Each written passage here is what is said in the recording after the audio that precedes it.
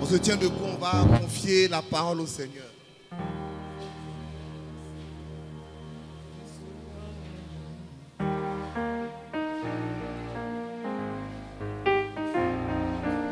Sans toi, Seigneur, qui serais-je? Sans toi, Seigneur, qui serais-je? Sans toi, Yahweh, qui serais-je? Sans toi, Seigneur, qui serais-je? Sans ton amour, qui serais-je? Sans toi, Seigneur, qui serais-je? Sans ta puissance, qui serais-je? Sans toi, Seigneur, qui serais-je? Lève la main, demande au Seigneur de te toucher, de te parler ce matin. Il est avec toi, il est ton Seigneur, il est ton Dieu, il va te conduire. Qui serais-je? Qui serais-je? Sans toi, Seigneur, qui serais-je? Sans ton amour pour moi, Seigneur, qui serais-je? Sans toi, Seigneur, qui serais-je? Père, nous ne sommes rien sans toi et nous voulons maintenant te confier ce moment. Ta parole nous bénit, ta parole nous libère et nous fortifie. Sans toi, Seigneur, qui serais-je?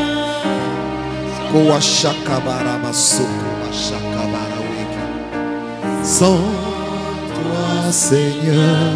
Qui serais-je? Tu peux t'asseoir, mon frère. Dieu est ton Dieu. Est-ce que tu peux saluer quelqu'un à côté de toi? Dis-lui que Dieu te bénisse. Dis-lui bien que Dieu te bénisse.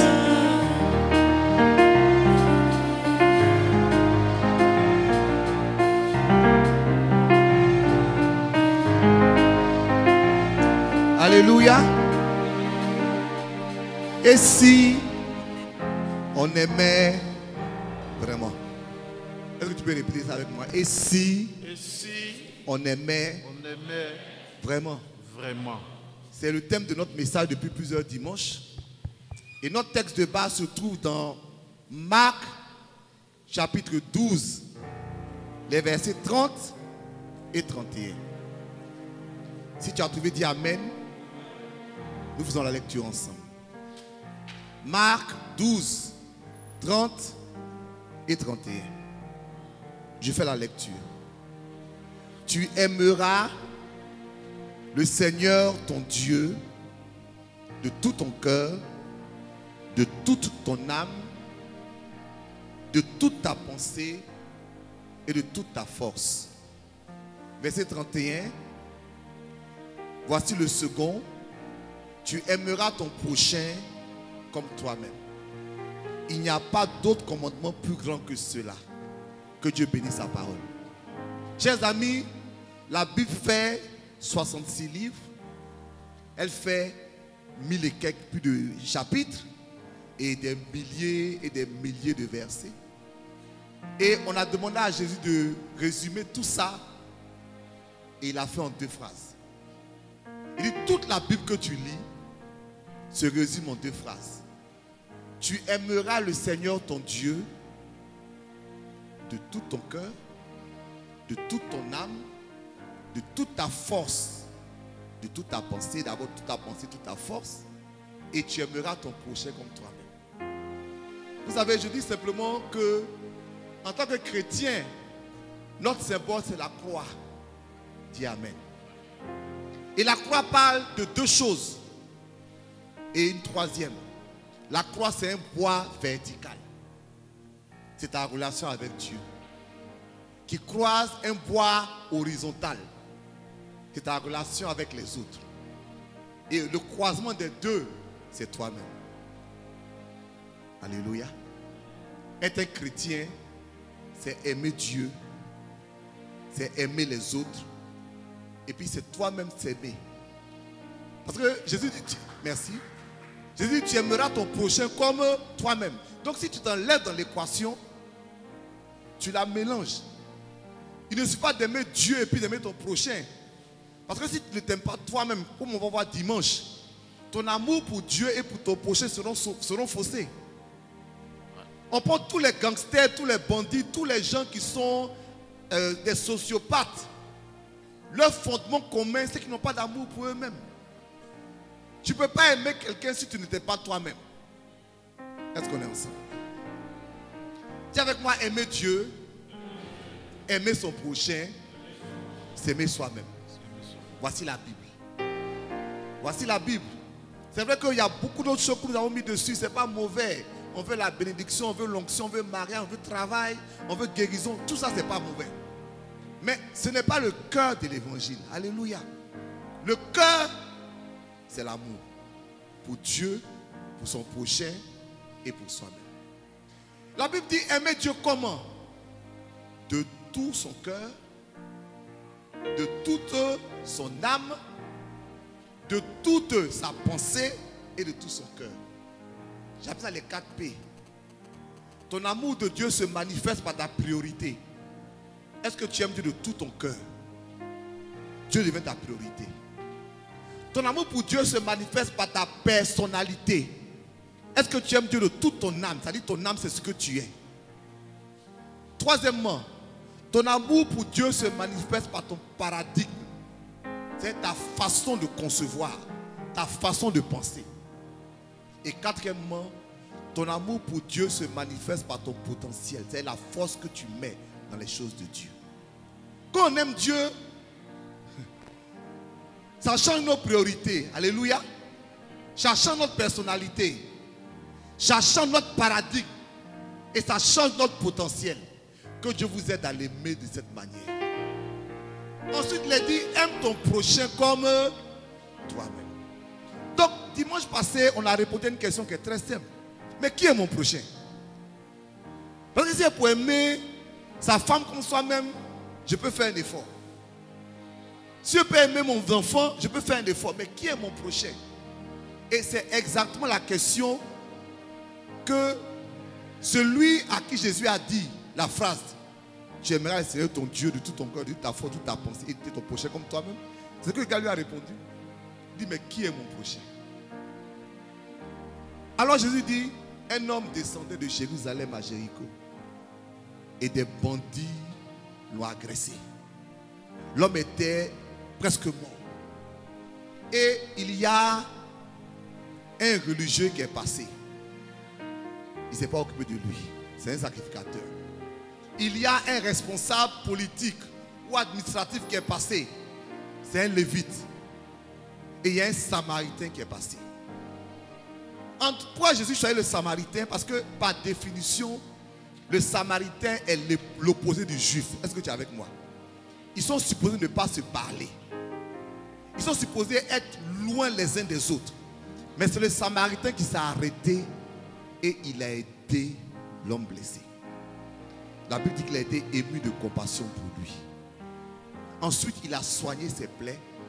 Et finalement, il a déposé dans un hôtel pour dire, prends soin de lui et je vais te payer quand je reviendrai. En d'autres termes, il a sorti son argent. Est-ce que je parle à quelqu'un? Et Jésus dit, il demande au gars, à ton avis, qui est le prochain? Et l'homme dit, mais c'est celui qui a aidé l'autre. Et Jésus lui dit, va faire de même. Dis à ton voisin, va faire de même. Dis à quelqu'un derrière toi, va faire de même. Parce que ton prochain, ce n'est pas celui à qui tu penses forcément.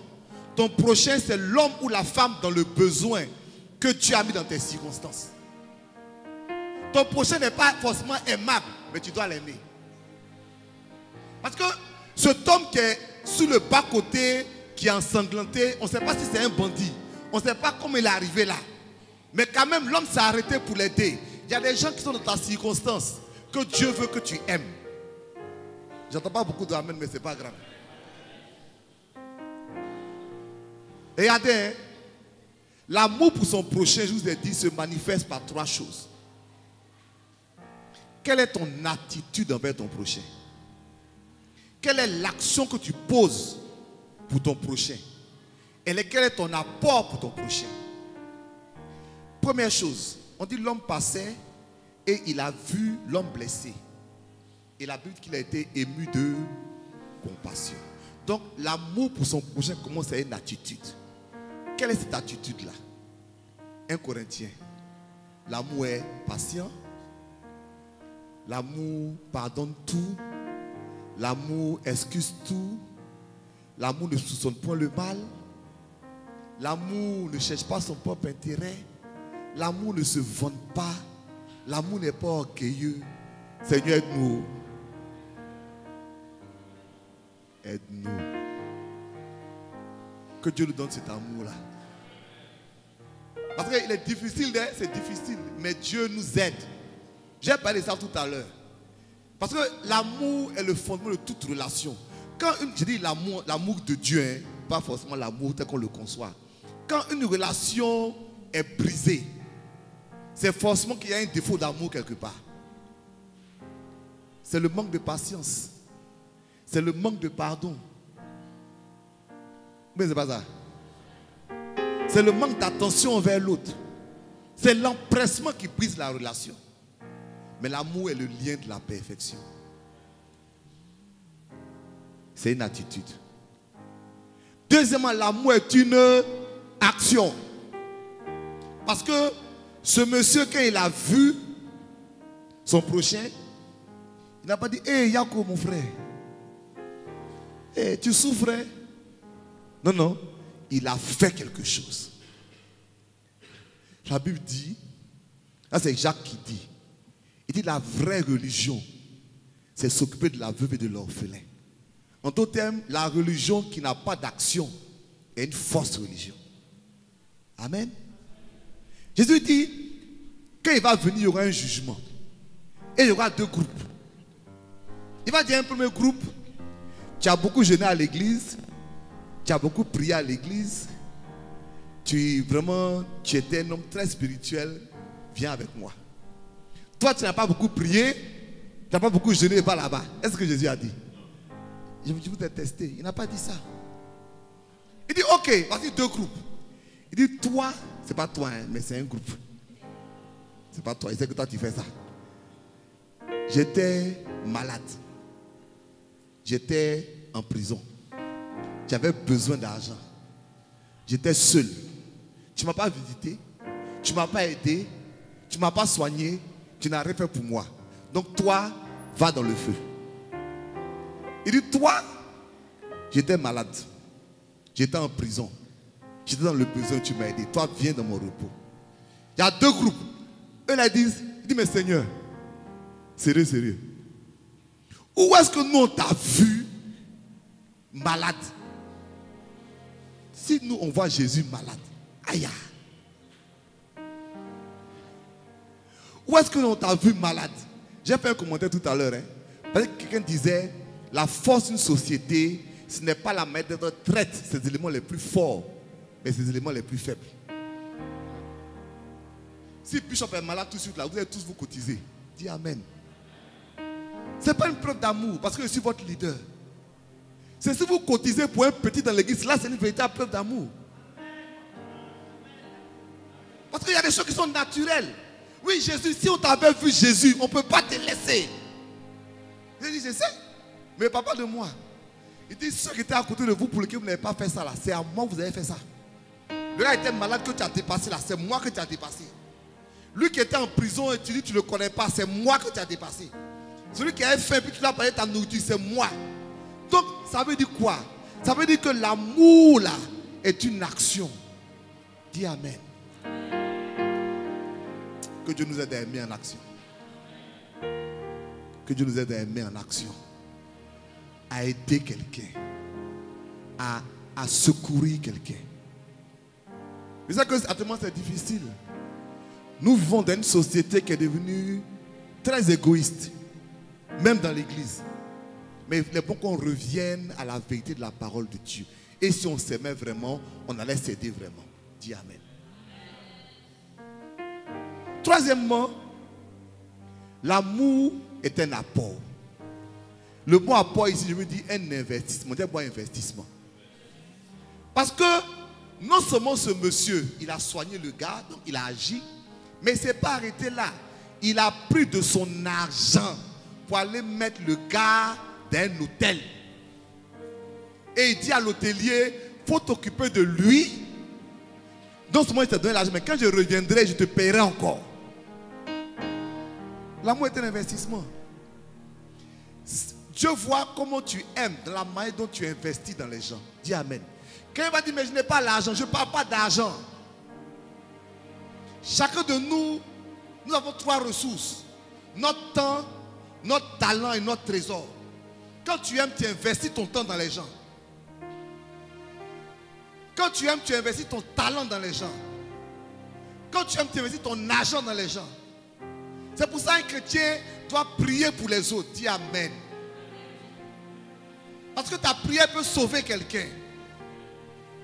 Quand tu vois quelqu'un qui est dans la difficulté, au lieu de le juger, prie pour lui.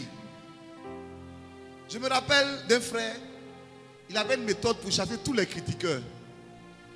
On était jeunes chrétiens. Quand tu viens le voir, tu dis, mon frère, tu es au courant, la soeur là.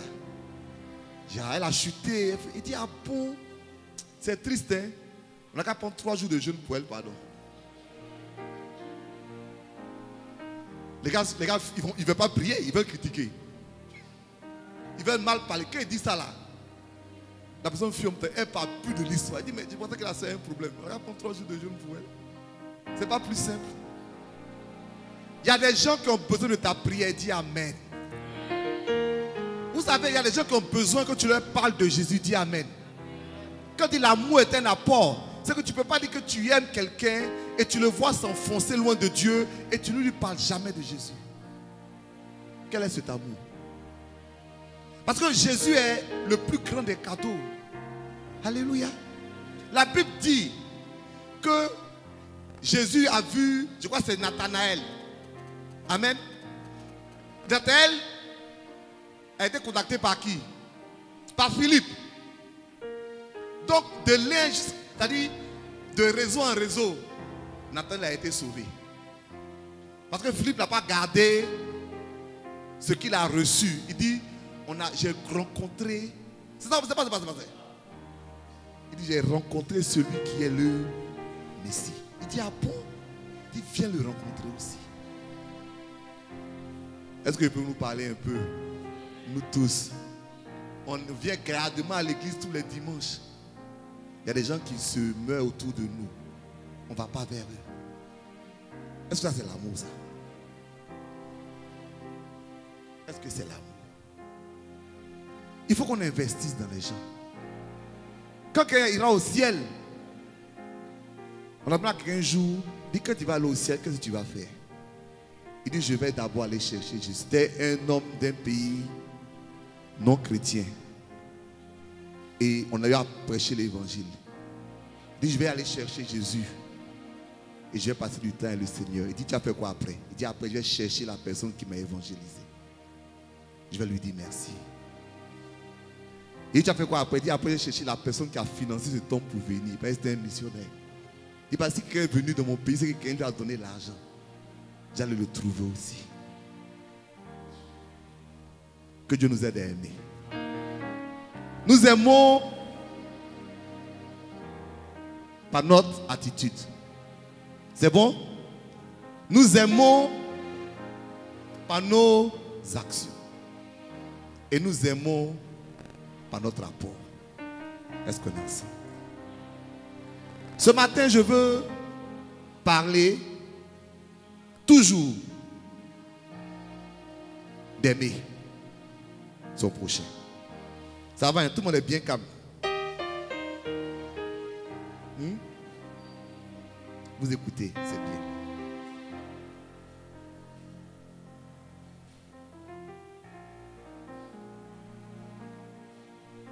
Ok. Dis avec moi les 4 bénéfices de l'amour. Les 4 bénéfices du fait d'aimer son prochain. Quand nous aimons notre prochain, il y a 4 choses qui vont arriver dans notre vie. Il y a 4 choses merveilleuses. Est-ce que je peux en parler ce matin? Donc, les 4 bénéfices d'aimer son prochain. Bénéfice numéro 1, quand tu aimes ton prochain, tu développes ton amour pour Dieu. Ah, c'est 1. C'est bon? Je vais en parler. Bénéfice numéro 2, quand tu aimes ton prochain, tu t'intègres dans la société. Bénéfice numéro 3, quand tu aimes ton prochain, tu es heureux. J'ai lu ça ce matin, une étude scientifique. Ceux qui aiment leur prochain développent leur système immunitaire. Ils développent un système immunitaire. La vie est bizarre, hein?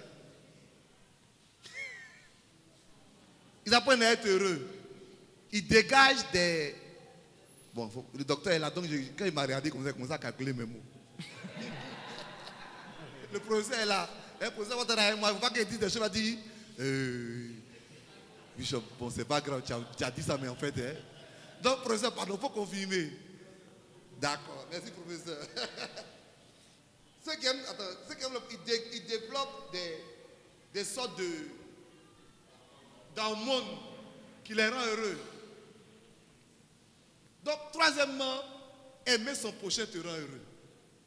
Et quatrièmement, aimer ton prochain est une source de bénédiction. Est-ce qu'on peut aller ensemble? Amen. Numéro 1, aimer ton prochain développe ton amour pour Dieu. L'apôtre Jean dit la chose suivante, et je vais lire.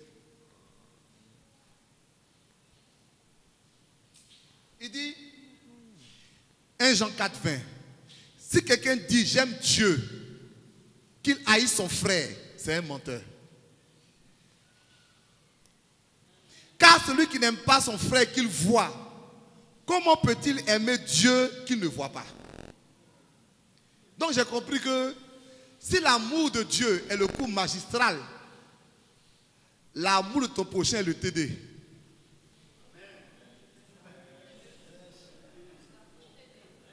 C'est un travail dirigé. C'est vrai que quand tu es en médecine, par exemple, on va te montrer, on dit c'est le corps, machin, on va t'expliquer. Mais si tu n'as jamais touché un corps, c'est théorique. Si tu fais informatique, on va te dire ça c'est... Mais si tant que tu n'as pas touché un ordinateur, c'est théorique. Donc, le coup magistral, il faut aimer Dieu. Le travail dirigé, il faut aimer ton projet. Parce que si tu dis que tu aimes Dieu, que tu ne vois pas, c'est-à-dire si tu dis que, en fait, ton amour pour Dieu, que si tu n'as pas quelqu'un sur qui tu... Voilà, tu es dans les airs, c'est virtuel. C'est pas physique, c'est virtuel. C'est très facile d'aimer Dieu, tu ne le vois pas. Mais si tu aimes Dieu là, il faut aimer ton mari qui te met en colère. Quel choc. Parce que lui là, tu ne le connais pas. Oh. On dit qu'il faut l'aimer. Si tu aimes Dieu, aime ta femme qui est bizarre. Parce que c'est ton TD qui est là.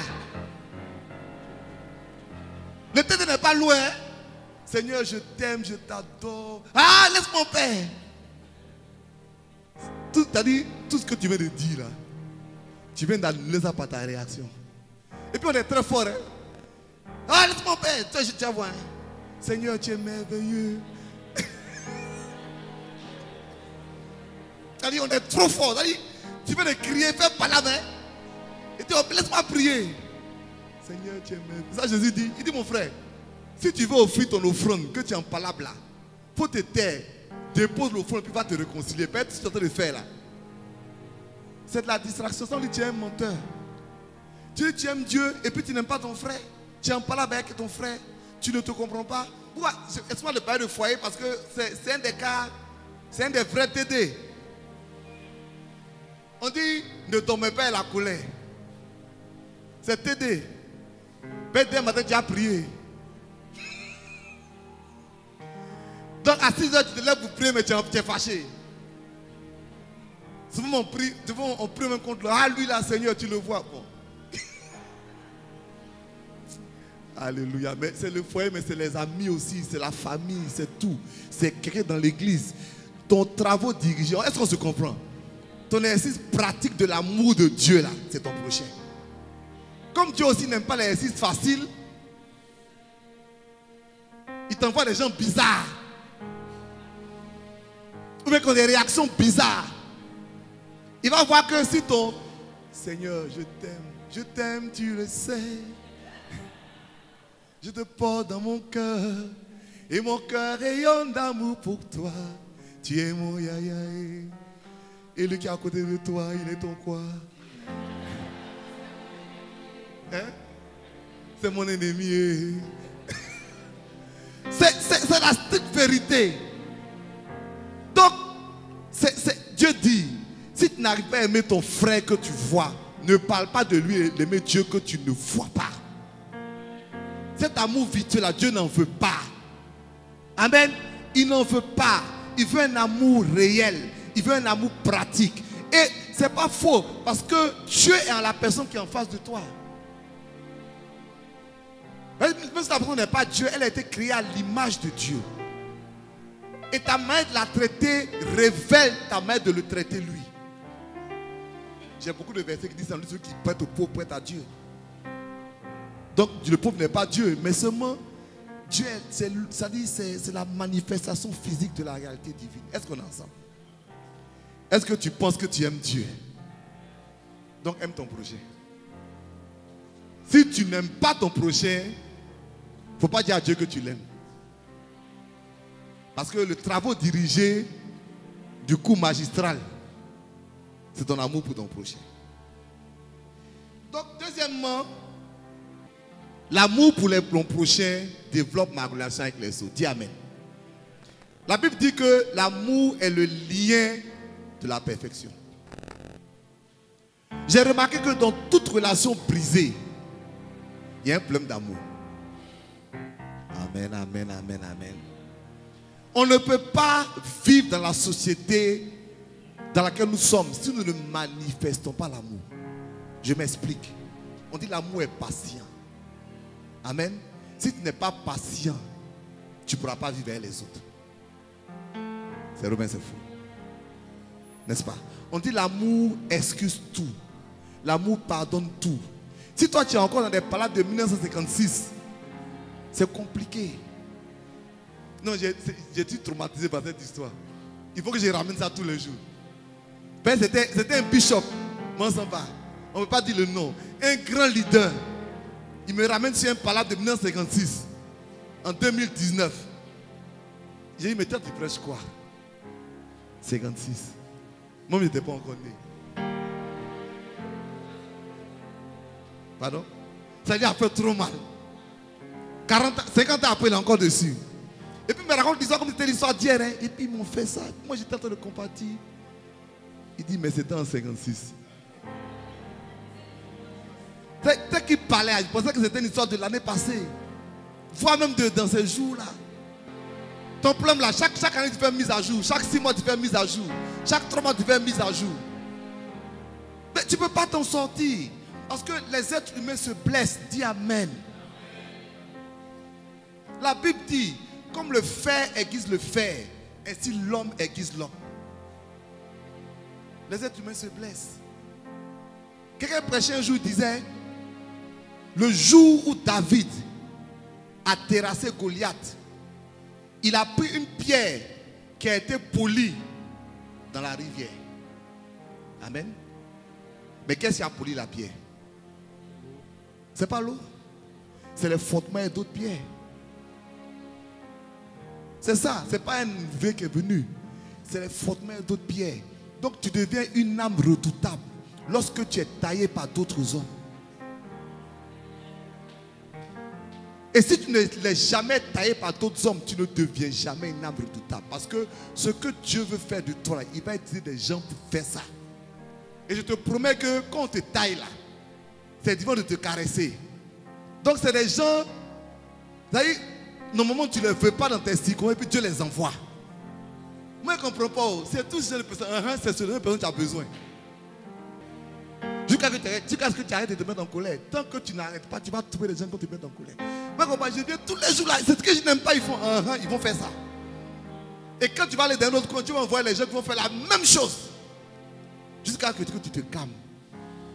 Parce que l'amour est le lien de la perfection. C'est ce qui te permet d'intégrer dans la société. Tu apprends à être patient. Alléluia. Tu apprends à être quoi? Plein de...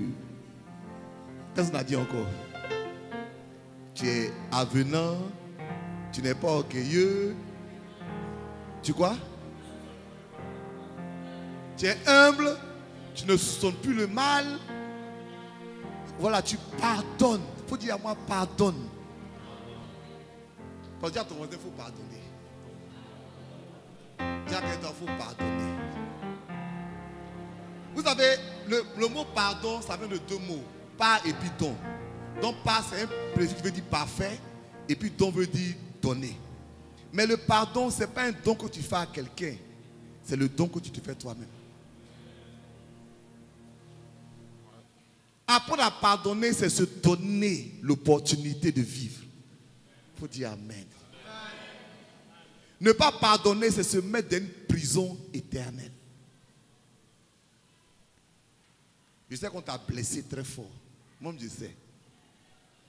Ce qu'on t'a fait là, tu ne peux pas laisser. Mais je dis, oh, c'est qu'on t'a fait qu'on n'a pas fait à Jésus.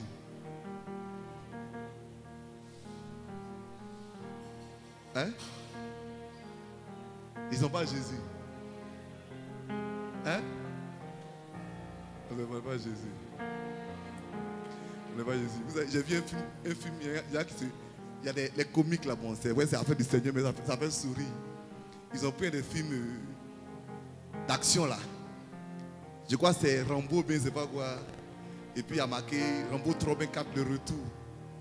Puis ils ont dit Jésus 4 le retour. Donc on voit Jésus qui ressuscite des morts. Et puis il met son bandeau. Il dit ça va chauffer.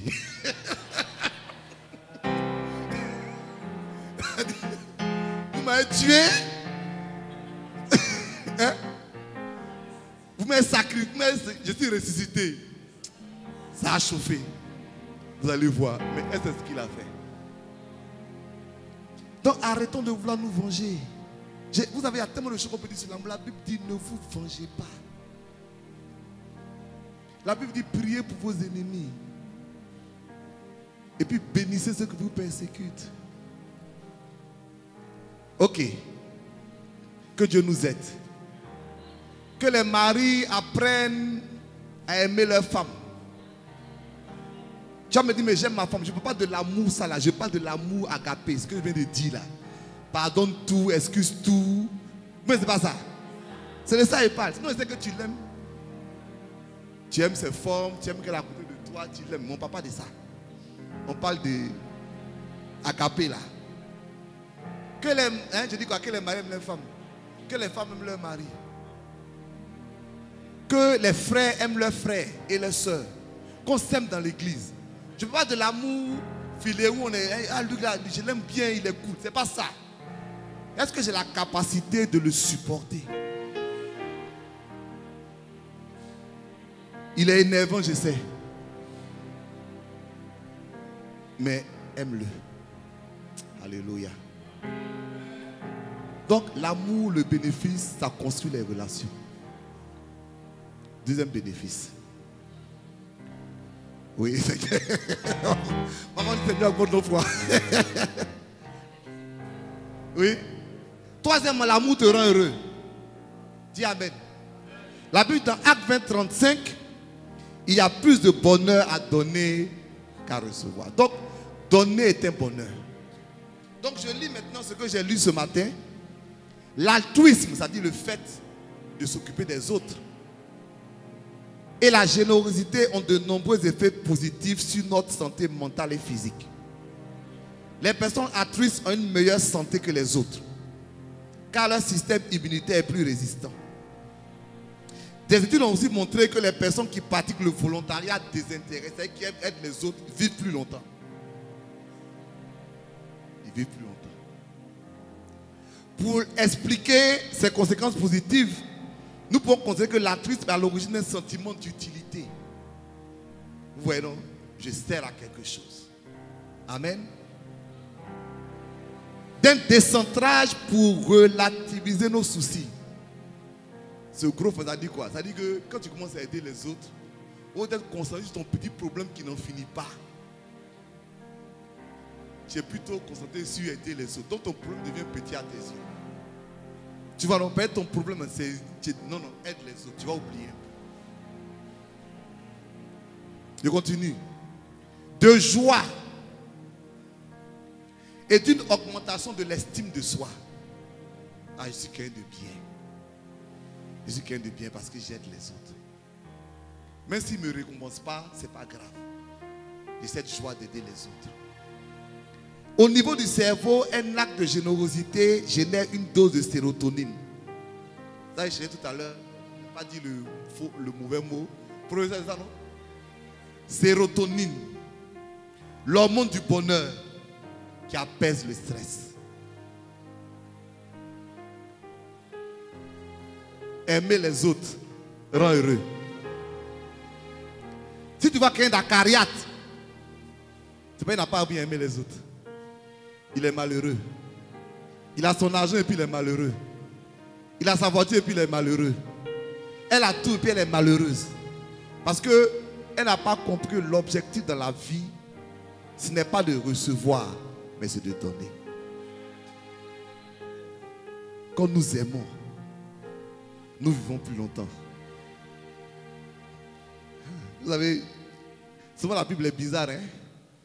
Il y a des proclamations en fait, je proclame, je possède la longévité. On dit, il faut aimer les autres, tu vas vivre plus longtemps. Ah, ou bien, c'est pas nous, on complique l'affaire de Dieu. Aime les autres, tu vas plus longtemps. Tu n'aimes pas les gens et puis tu es là, je proclame, je possède. Je ne mourrai pas jeune. Je vivrai. Et puis tu as la rancune dans ton cœur depuis 10 ans. Je ne mourrai pas jeune. Rancune en train de te tuer. Tu mourras jeune. Non, c'est évident. Tu vas mourir jeune. Tu vas mourir d'un cancer. Tu vas mourir. Parce qu'en fait, bon, comme il y a des médecins qui vont m'aider, il y a une connexion entre comment tu te sens émotionnellement et puis ce que ton corps te donne. On ne peut pas expliquer. Mais ce n'est pas ça. Hein? C'est-à-dire tu as de la rancune dans ton cœur, tu termines avec une maladie qui n'a rien à voir avec la rancune. Ah, tu as vu, c'est les hormones. Donc finalement, tu te trouves un cancer. Oh, on dit que tu as la rancune dans un cancer. Comment tu ne vois pas le lien? Mais il y a un lien. Donc tu dis, je ne mourrai pas jeune, je vivrai. Je proclamerai les bontés de l'Éternel. Mais ma soeur qui est là, je ne peux pas laisser son affaire là. Tu vas mourir jeune. Très jeune même. Et puis tu vas dire que Dieu ne t'aime pas. Que Dieu nous aide à aimer. Que Dieu nous aide à aimer. Quatrièmement, l'amour du prochain est une source de bénédiction. Dis Amen. Hébreux 13, verset 1 et 2 dit la chose suivante. Persévérez dans l'amour fraternel. N'oubliez pas l'hospitalité, car en l'exerçant, quelques-uns ont logé des anges sans le savoir. Donc tu peux aider les gens. Tu penses que c'est simple, mais Dieu est derrière. Dis Amen. Vous voyez, Abraham a été béni. Il a vu des gens arriver. Il ne savait pas c'était qui. Amen. Il passait, il ne savait pas c'était qui. Il dit non, ne passez pas, pardonnez. Il faut que vous mangez chez moi. On dit non, ne soyez pas pressés. Il faut que vous mangez chez moi. Il est parti préparer mouton, tout, la nourriture. Il a envoyé, apprêté. Il a envoyé. Quand ils ont mangé là, maintenant ils vont prophétiser. Oh, c'est des anges. On dit l'année prochaine, à la même heure, à la même date, ta femme, ça dit, ta femme va enfanter. Et ça fait longtemps qu'elle n'a pas enfanté. Et ils sont venus proclamer la. Donc en fait, est-ce qu'on en sent? Si Abraham ne l'avait pas reçu, ils allaient repartir à leur bénédiction tranquille. Mais c'est pas ça. Ils allaient repartir à leur bénédiction. Là, je dis, on est arrivé là-bas, ils ne nous ont pas reçu. Dieu dit, il faut les laisser, il ne veut pas enfant. Mais ils ne sont pas venus en disant, nous sommes des anges. On est venus de la part de Dieu. Ça veut dire quoi? Ça veut dire que comment tu traites le plus petit là, ça peut déclencher une bénédiction dans ta vie. Souvent, comme je disais, je taquinais tout le monde. Je dis souvent rien. Dis-moi, il ne peut pas être pauvre. Qu'elle m'a dit pourquoi? Parce que j'ai investi dans l'œuvre. Et j'ai aidé beaucoup de gens. Et j'ai entendu leur bénédiction tous les jours. Et je connais les principes spirituels. Alléluia. Que Dieu te bénisse. Vraiment, tu m'as fait du bien. Peut-être qu'il ne peut pas me rembourser. Mais ça, c'est monté chez Dieu. Alléluia. Et la Bible dit que Dieu a un livre de souvenirs. Donc, il y a un stock qu'il est en train de faire. Quand Néhémie est en train de construire le temple, il dit à Dieu, il dit, souviens-toi de moi. Il dit, j'ai nourri telle personne, souviens-toi de moi. J'ai fait ceci, souviens-toi de moi. Et Dieu s'est souvenu de lui. Donc, notre problème, c'est qu'on veut que les gens nous bénissent. Mais si quelqu'un te bénit, c'est-à-dire matériellement, c'est que tu n'auras plus ta bénédiction spirituelle. Moi, je préfère pour Dieu là que pour les hommes. Alléluia. Il ne peut pas te rembourser, mais Dieu va te rembourser. Quand tu aides les gens, quand tu les aimes, tu ouvres des portes de bénédiction dans ta vie. Tout à l'heure, le docteur Zabi nous a dit, parce que Rebecca qui voit un voyageur, elle ne le connaît pas. Il dit, pardon, il faut me donner de l'eau. Et puis il faut donner à mes chameaux. Hein? Vous les gens là, vous exagérez. Comme je t'ai donné l'eau là, tu as bu, tu es rassasié. Il ne faut même pas prendre tes deux mains. Hein? Ce n'est pas toi. Sinon, ce n'est pas toi. Aïe! Comme je t'ai donné de l'eau là, donc maintenant, qu'à donner à tes chameaux. Mais pourquoi? Pourquoi? Tu ne veux pas soulever l'eau toi-même? Hein? 5 chameaux. 100, non, mais c'est à 5 chameaux. 100 litres, 100 litres. 100 litres, docteur dit 100 litres. Par chameau. Donc, il y a quoi? On se connaît où?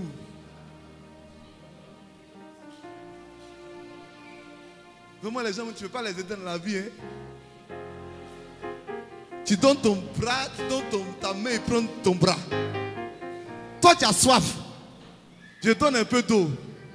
Tu n'as pas dire ça. Il n'y a qu'à nourrir tes chameaux.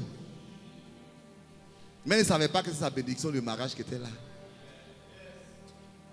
Elle n'a pas pensé, elle ne sait pas qu'il est venu chercher mari. Femme, elle ne sait rien. Tout ce qu'elle a envie de faire, c'est aider quelqu'un. Et voilà comment Dieu a décanté sa situation. Quand tu vas aider quelqu'un, il y a quelqu'un que tu vas aider, tu ne sais pas pourquoi tu l'as aidé. Et Dieu va aider cette personne-là pour te bénir au-delà de ce que tu crois. La personne est venue comme zéro, mais aide-le. Tu ne sais pas ce que Dieu va faire. Tu ne sais pas comment Dieu va changer les choses. Ou bien ça peut être le contraire. Il y a Nabal, il avait plein d'argent. Et David est venu lui dire, donne-moi un peu de nourriture. Comme elle a répondu. Il dit, des petits bandits, il connaît, il dit, mais qui est David? Il dit, les petits bandits façon qui se promènent là. Moi, donne-moi là pourquoi. 2 jours après, il est mort. Et puis David a pris sa femme. Ça, c'est la méchantise, ça. Hein? C'est bien sa femme. Donc, il est mort cadeau. Que Dieu nous aide. C'est-à-dire, le refus d'aider quelqu'un peut être une porte fermée dans ta vie. Dis à ton voisin, apprenons à aimer. Dis à quelqu'un, apprenons à aimer. On n'a qu'à aimer vraiment. Aimons vraiment autour de nous. Notre prochain, c'est d'abord la personne qui est à côté de nous. Amen. Notre prochain, la personne qui est loin. Parce que je veux aussi faire une parenthèse. Tu ne peux pas aimer ton prochain qui est loin quand tu n'aimes pas ton prochain qui est à côté.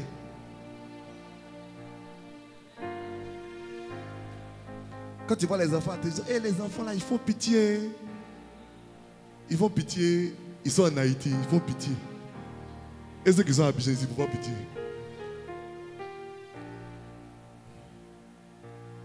Aime ton prochain. Amen. Ton prochain, c'est ton enfant qui est à côté de toi. C'est ton papa qui est à côté de toi. Aime ton prochain, c'est ton épouse. C'est ton mari. Je causais à ma femme la dernière fois, vous dit, les hommes souvent ils ont cette habitude d'apprécier toutes les femmes très loin. Mais ils n'apprécient pas celles qui sont à côté de lui. Vous voyez, tu es jolie, hein? Qu'est-ce que tu es belle à tes cheveux? La femme fait de nouveaux cheveux, est-ce que les gars remarquent? Il dépasse. Aime ton prochain. Est-ce qu'on est ensemble? Aime ton prochain, ton mari, tu es zélé pour donner des mots positifs aux gens. Un jour, je suis parti voir. Un couple m'a invité, quoi. Et puis la femme m'a fait manger tout ça. Celle monsieur m'a dit, il dit, Bishop, il faut venir chez moi tous les jours, pardon.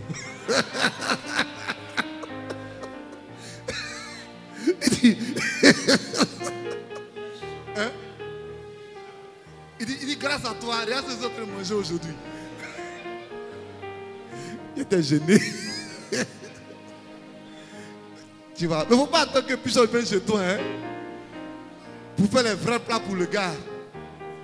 Tu vas faire, il va commencer à regarder Bishop mal. Aime ton prochain. Amen. Pas tu me dis quoi passer que ça.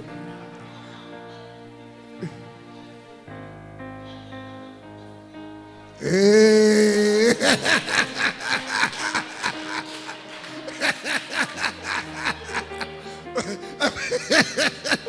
C'est disculpé. Tu vas dire qu'il a donné l'argent. Donc d'habitude, il ne donne pas l'argent de ça.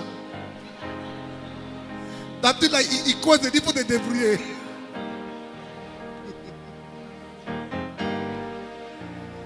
Aime ton prochain. Amen. Aime ton frère avec qui tu es en palabre. Parce que tout le monde ne peut pas être la même chose. Dis Amen. Tout le monde a ses défauts. Tu as les tiens aussi. Aime ton frère. Pardonne-lui. Aime ton frère de l'église, ta soeur de l'église. Même si tu as fait quelque chose qui te déplaît, pardonne-lui. Laisse tomber. Avance. Vous savez, quand je lisais la description de l'amour dans Corinthiens, ma connaissance que l'amour est bête. Qu'est-ce qu'on dit là? L'amour est bête. Il croit tout, il excuse tout, il espère tout, il pardonne tout. Tu es bête ou bien quoi? Hein? Si on fait ça, on dit mais tu es bête ou bien quoi? Tu l'excuses tout. T'aimes le gars là, tu sais très bien ce qu'il est en train de faire. Tu sais très bien, pardonne tout. Tu sais très bien. Pour toi, ça c'est la bêtise maintenant, c'est plus l'amour. Mais l'amour est bête. L'amour est bête. Et cette bêtise-là qui change les gens. Quand si tu veux être trop intelligent, tu ne peux pas aimer. Non, mais c'est la vérité. Tu as calculé, tu dis, mais lui là, il me prend. Attends, lui là même. Ça, il prend que je suis bête, quoi. L'amour, est-ce que comme tu vois ce qu'il est en train de faire, mais tu laisses. Tu vois ce qu'elle fait, puis tu laisses. Tu ne laisses pas parce que tu es faible. Tu laisses parce que c'est l'amour.